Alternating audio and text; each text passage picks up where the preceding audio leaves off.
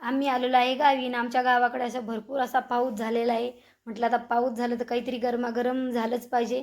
मग आम्ही प्लॅन केला खिचडी बनवायची आणि आमच्या छोटी बाईनं खिचडी बनवली होती. मग ती खिचडीला फोडणी देत होती तोपर्यंत मी तांदूळ स्वच्छ साफ करून घेतले आणि तिनंच बनवलं खिचडी. मस्त खिचडी बनवून घेतली आणि सगळ्या परिवारानं आमची खिचडी खाल्ली.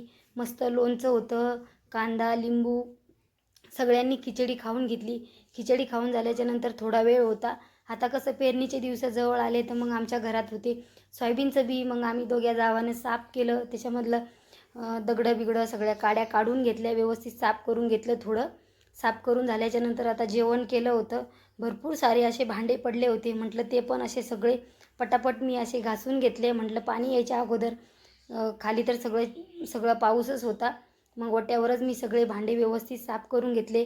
आणि आज आमचा आठवडी बाजार होता. मग सासूबाईनं भाजीपाला सगळा साफ करून घेतला. मसाले पण सगळे साफ करून भरून ठेवले डब्यामध्ये. चला आता भेटूया नेक्स्ट व्हिडिओमध्ये. Bye bye.